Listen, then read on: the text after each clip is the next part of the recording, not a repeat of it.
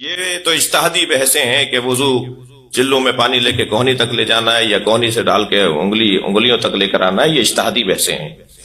اصلی بحث تو یہ ہے کہ تم اللہ کو یاد کرتے ہو یا نہیں. تمہیں اللہ یاد بھی ہے. 4 صفتیں اگر میرے آپ کے اندر نہیں ہوں گی، ہمارے اندر نہیں ہوں گی تو ہم ناکام ہیں. 4 چیزیں اگر میرے اور آپ کے اندر نہیں ہوں گی تو ہم ناکام ہیں. سب سے پہلی چیز توجہ چاہوں گا، سب سے پہلی چیز مجھے اپنے آپ کو تولنا ہوگا کہ میرے پاس ہر چیز کے لیے تو وقت ہے، اپنے اللہ کے لیے بھی وقت ہے یا نہیں. زیادہ تو ٹائم ہی نہیں مانگ رہا. 24 گھنٹے میں ذرا آپ 17 رکعتوں کے منٹ تو نکال لیجئے کتنے ہیں. بہت سارے لوگ تو اگر واجبات ہی صرف ادا کریں تو 17 رکعتوں کے 17 منٹ ہی بنتے ہیں. 24 گھنٹے میں اس نے ہم سے 17-20 منٹ مانگے ہیں، اور وہ بھی اگر میرے پاس نہ ہو تو میں کچھ بھی ہوں گا لیکن میں کامیاب انسان نہیں ہوں. جس کے پاس سب کے لیے وقت ہے مگر اپنے اللہ کے لیے وقت نہیں ہے، یہ انسان کامیاب نہیں ہے. اسے وقت نکالنا ہوگا. 2 رکعت کا ٹائم. اچھا، اس کو بھی رکعتیں نہیں چاہیے، ورنہ مشکل ترین نماز فجر کی تھی. جب بستر چھڑوائی دیا تھا تو 4 رکعت پڑھوا لیتا، مگر اسے رکعتیں نہیں چاہیے، ہماری حاضریاں چاہیے. میں یاد بھی تھا آج تمہیں یا نہیں، اسے یہ جذبہ چاہیے ہمارا. تو وہ انسان ناکام ہے کہ جس کے پاس سب کے لیے وقت ہے مگر اپنے اللہ کے لیے وقت نہیں ہے.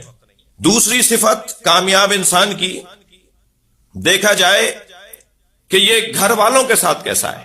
جس کا اخلاق پڑوسیوں کے ساتھ اچھا ہو، دوستوں کے ساتھ اچھا ہو، اپنے آفس میں، ادارے میں، اپنے محکمے میں کام کرنے والوں کے ساتھ اچھا ہو، مگر گھر والوں کے ساتھ اگر کسی کا اخلاق اچھا نہ ہو تو انسان یہ کامیاب انسان نہیں ہے. سب سے پہلے زوجہ کے ساتھ اخلاق اچھا ہو، بچوں کے ساتھ اخلاق اچھا ہو. ماں گھر میں اگر بیٹے کو آتے ہوئے دیکھے تو ماں باغ باغ ہو جائے، دل اس کا بہار ہو جائے کہ میرا بیٹا گھر میں آیا ہے، میری اولاد گھر میں آئی ہے. جی، بہنیں خوش ہوتی ہوں، بھائی خوش ہوتے ہوں. عزیزو، گھر والوں کے ساتھ اخلاق اگر اچھا ہے تو یہ انسان کامیاب انسان ہے. پھر باہر والوں کے ساتھ تو ثانوی حیثیت ہے.